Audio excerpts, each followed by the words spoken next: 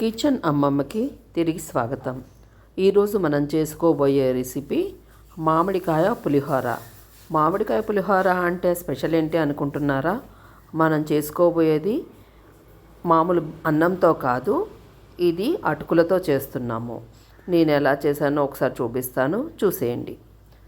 మొదటిగా కడాయి తీసుకుని స్టవ్ మీద పెట్టి కడాయి వేడెక్కాక దాంట్లో 2 గరిటెల నూనె పోసుకుని దాంట్లో తాలింపు గింజలు, 1 చెంచాడు శనగపప్పు, 1 చెంచాడు మినప్పప్పు, 1 చెంచాడు ఆవాలు, 1/2 చెంచాడు జీలకర్ర, ఇవి అన్నీ వేసి బాగా వేయించుకోవాలి.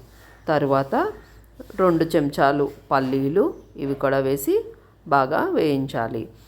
ఇది బాగా కరకరలాడుతూ వేయించుకుంటే మనకి పంటి కింద పడి చాలా రుచిగా అనిపిస్తాయి. ఒకవేళ మెత్తగా కావాలి అనుకునే వాళ్ళైతే ఎక్కువగా వేయించుకోకండి. ఇప్పుడు 4 తరిగిన పచ్చిమిరపకాయ ముక్కలు, ఇవి కూడా వేసి బాగా వేపుకోవాలి. తర్వాత కొద్దిగా కరివేపాకు కడిగేసుకుని వేసేసుకోవాలి. 1/4 చెంచాడు పసుపు, తర్వాత 1 చెంచాడు ఉప్పు, అది కూడా ఇప్పుడే వేసేసుకోవాలి. వేసేసుకుని ఇవి రెండింటిని బాగా కలుపుకొని ఒక 5 నిమిషాల పాటు ఉడికించుకోవాలి. ఇప్పుడు ఈ పులిహోరని ఏంటంటే నిలవ పెట్టుకున్న మనము మామిడికాయ ముక్కలతో చేసుకుంటున్నాము. అలాగే దీన్ని నిమ్మకాయతో కూడా చేసుకోవచ్చు. ఇప్పుడు ఏంటంటే మామిడికాయల సీజన్ కదా, అందుకే ఇది మామిడికాయతో చేస్తున్నాం. ఇప్పుడు 2 చెంచాలు కట్ చేసి పెట్టుకున్న మామిడికాయ ముక్కల్ని ఇందులో వేసి దాన్ని కూడా బాగా మెత్తగా ఉడికించుకోవాలి.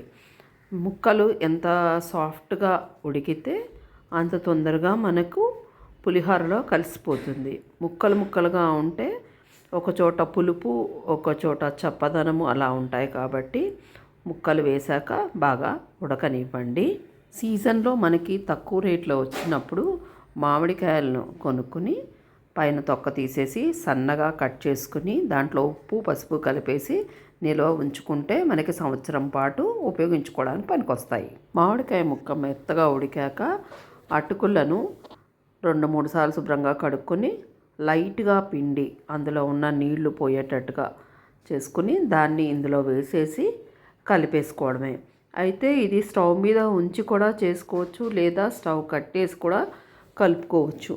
కొంచెం వేడిగా అంటే ఇప్పుడు వర్షాలు అవి పడుతున్నాయి కదా, కొద్దిగా వేడిగా తినడానికని స్టవ్ మీద ఉండగానే అటుకుల్ని వేసేసి ఇలా మొత్తంగా కలిపేసాము. ఒకవేళ పులుపు కావాలి అంటే ఎక్కువ వేసుకోండి, లేదంటే సరిపోతుంది.